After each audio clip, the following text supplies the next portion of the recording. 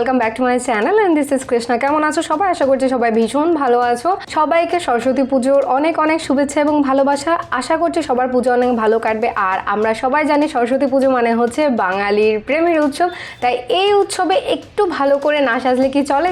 তাই জন্য একটা স্পেশাল লুক নিয়ে চলে এসেছি। তো সবার প্রথমে আমি আমার ফেস ক্লিন করে বসেছি এবং তারপরে আমি একটা টোনার অ্যাপ্লাই করছি। এটা হচ্ছে রিভিলার টোনার। টোনার কিন্তু সবসময় ড্যাব ড্যাব মোশনে অ্যাপ্লাই করতে হয়, একদমই কিন্তু ঘষে ঘষে অ্যাপ্লাই করবে না। এরপরে আমি একটা ফ্যান ব্রাশ দিয়ে এটাকে ড্রাই করে নিয়েছি। এরপরে আমি ময়শ্চারাইজারের জন্য ইউজ করছি অ্যারোমা ম্যাজিকের এই লাইট ময়শ্চারাইজারটা। অসম্ভব ভালো এই ময়শ্চারাইজারটা। আর এটাকে খুব সুন্দরভাবে আমি ম্যাসাজ করে অ্যাপ্লাই করে নিয়েছি, কারণ অ্যাবজর্ব হওয়াটা খুবই প্রয়োজন। এরপর আমি প্রাইমারের জন্য ইউজ করছি রিকর্ডের এই প্রাইমারটা। এটা দারুণ কাজ করে, একদম ম্যাট ফিনিশ দেয়। ফেসের যত পোর্স থাকে এবং পিম্পলের যে সমস্ত প্রবলেমগুলো থাকে সব কিছুকে খুব সুন্দরভাবে মিনিমাইজ করে দেয়। তো আমি আমার পুরো ফেসে প্রাইমারটা অ্যাপ্লাই করে নিচ্ছি।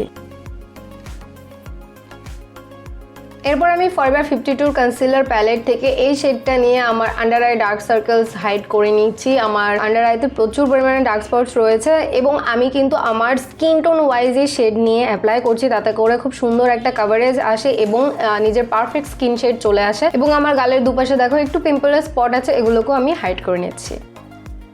এরপরে আমি এটাকে ব্লেন্ড করে নেব। তার জন্য আমি একটা স্পাঞ্জকে ভিজিয়ে নিয়েছি এবং ভালো করে এটা জলটা ঝরিয়ে নিয়েছি, কারণ স্পাঞ্জে যদি জল থাকে সেটা কিন্তু মেকআপের জন্য ভালো না, মেকআপ কেকি হয়ে যায়। তো ভালো করে জলটা ঝরিয়ে নেবে। এরপর এটা দিয়ে আমি ব্লেন্ড করে নিয়েছি। এরপরে আমি সুগারের এই ইলুমিনেটিং হাইলাইটারটা আমার ফেসের হাইস্ট পয়েন্টগুলোতে অ্যাপ্লাই করে নিয়েছি। ফাউন্ডেশনের আগে ইলুমিনেটার অ্যাপ্লাই করতে হয়, যে সমস্ত জায়গাগুলোতে আমরা হাইলাইটার অ্যাপ্লাই করি ঠিক সেই সমস্ত জায়গাগুলোতে আমি অ্যাপ্লাই করে নিচ্ছি। আর এটাকে আমি ব্রাশ দিয়ে খুব ভালোভাবে ব্লেন্ড করে নিচ্ছি।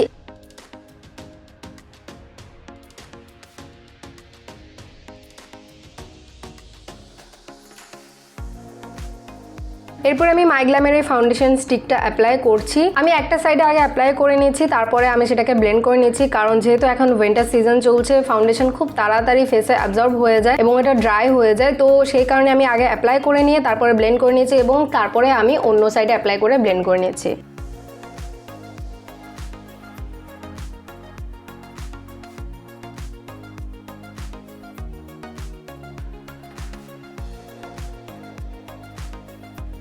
এরপর আমি সুইস বিউটির এই কনসিলারটা অ্যাপ্লাই করছি।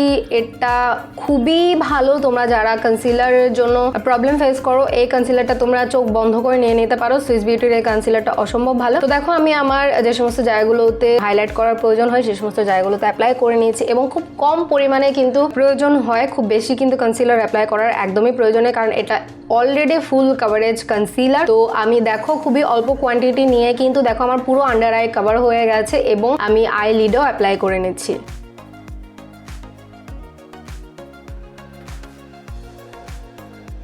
এরপর আমি মিস ক্লেয়ারের এই ব্লাশ এবং কন্ট্রোর প্যালেটটা ইউজ করছি। এখানে দেখো কন্ট্রোরটা আমি কিভাবে করছি, দেখো একটা অ্যাঙ্গুলার ব্রাশ আমি ইউজ করছি আর আমি কিন্তু আপওয়ার্ডে ইউজ করছি, একদমই কিন্তু কন্ট্রোর নিচে করবে না, একটু উপরের দিকে তুলে কন্ট্রোর করতে হয়, তাতে করে ফেসটা অনেক লিফটেড লাগে এবং প্রমিনেন্ট হয়, মেকআপটা বেসটা খুব সুন্দরভাবে ক্রিয়েট হয়। তো এরপরে আমি কিন্তু নোজে দেখো বড় ব্রাশটা ইউজ করিনি, নোজের জন্য আমি একটা ছোট্ট আই ব্রাশ ইউজ করছি, তাতে করে নোজ কন্ট্রোরিংটা একদম শার্প হয় এবং প্রমিনেন্ট হয়।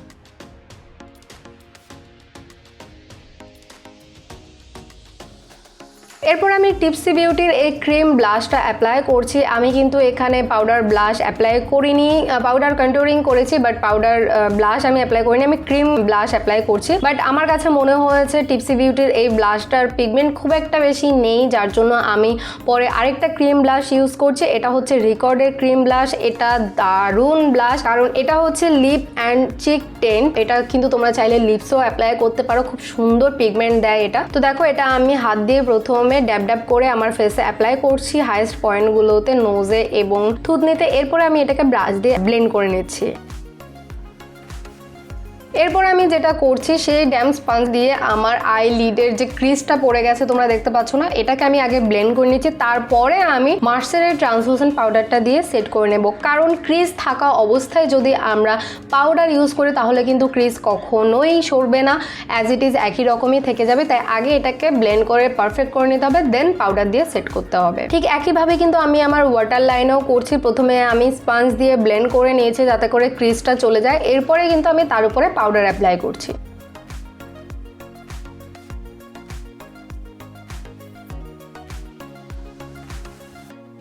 তো দেখো আমি একই ট্রান্সলুসেন্ট পাউডার দিয়ে আমার কন্ট্রোলিং এর নিচে শার্প লাইন ক্রিয়েট করছি যাতে কন্ট্রোলিংটা খুব ভালোভাবে ভিজিবল হয়, এবং আন্ডার আইজও আমি অ্যাপ্লাই করে নিচ্ছি। এটা পরে ডাস্ট আউট করে ফেলবো, জাস্ট আই মেকআপটা প্রমিনেন্ট করার জন্য করছি যাতে করে ফল আউট না হয়। তো এরপরে আমি আই মেকআপে চলে যাচ্ছি। আই মেকআপের জন্য আমি কার্নিভালের এই প্যালেটটা ইউজ করছি, আর এখান থেকে এই পার্পল শেডটা নিয়ে আমি আউটার লাইনে অ্যাপ্লাই করছি। এরপরে আমি বিউটি গ্লেজের এই প্যালেটটা থেকে এই শেডটা নিয়ে আরেকটু প্রমিনেন্ট করছি কালারটা, আর এই ব্লু কালারটা নিয়ে কিন্তু আমি আউটার কর্নারের দিকে অ্যাপ্লাই করছি যাতে করে দুটো কালার খুব সুন্দরভাবে বোঝা যায়, এবং দুটোকে কিন্তু আমি ভালোভাবে ব্লেন্ড করে নিচ্ছি, কোনো কালারই কিন্তু কোনো হার্শ লাইন বোঝা যাবে না। তো দেখো এরপরে এই শিমার শেডটা নিয়ে কিন্তু আমি ইনার কর্নারের দিকে অ্যাপ্লাই করছি একটা শিমারি এফেক্ট দেওয়ার জন্য। তারপরে আমি আবারও ব্লু শেডটা নিয়ে সবকিছুকে ভালোভাবে ব্লেন্ড করে নিচ্ছি। একদমই সফট একটা আই লুক হবে, যেহেতু এটা সরস্বতী পুজোর মেকআপ লুক এবং ডে টাইমের মেকআপ লুক, তো একটু লাইট করার চেষ্টা করছি, বাট একদমই সিম্পল, খুবই ইজি এই লুকটা ক্রিয়েট করা, তোমরা চাইলে করতে পারবে। এরপরে দেখো পার্পল শেডটা নিয়ে আমি কিন্তু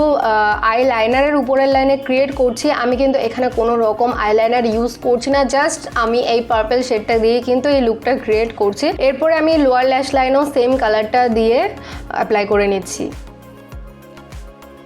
আমি এরপরে একটা আই গ্লিটার ইউজ করছি, সেম ভাবে কিন্তু আমি একটু গ্লিটার নিয়ে আমার ইনার কর্নার এবং ব্রাউ বোনও হাইলাইট করে নিচ্ছি।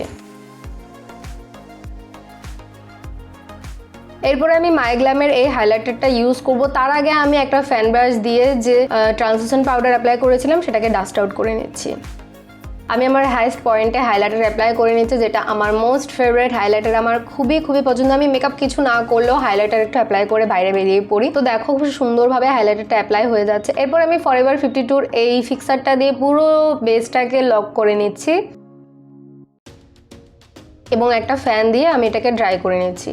এরপরে দেখো আমি আমার টাইট লাইনে কাজল অ্যাপ্লাই করছি। আমি কিন্তু কোনো আইলাইনার অ্যাপ্লাই করিনি, আমি আগেও বলেছি। আমি দেখো ওয়াটার লাইনে এবং টাইট লাইনে কাজল অ্যাপ্লাই করে নিচ্ছি, জাস্ট একটু এটাকে এনহ্যান্স করার জন্য। সো দ্যাটস ইট, এইটাই হচ্ছে আমার সরস্বতী পুজোর লুক, এবং খুবই ইজি। হেয়ার স্টাইলটাও আমি খুবই সিম্পলি ক্রিয়েট করেছি খুব কম টাইমের মধ্যে। তোমরা যদি এই হেয়ার স্টাইলটার কোনো টিউটোরিয়াল চাও অবশ্যই আমাকে কমেন্ট করে জানাতে পারো, আমি নিশ্চয়ই তোমাদের জন্য করার চেষ্টা করব। সো এই ছিল আমার সরস্বতী পুজোর লুক, কেমন লাগলো অবশ্যই জানিও, আর যদি তোমরা আমার চ্যানেলে নতুন হও অবশ্যই ফলো করে দিও। সো দ্যাটস ইট, আবার দেখা হবে নতুন কোনো টিউটোরিয়াল, ততক্ষণের জন্য টাটা অ্যান্ড টেক কেয়ার।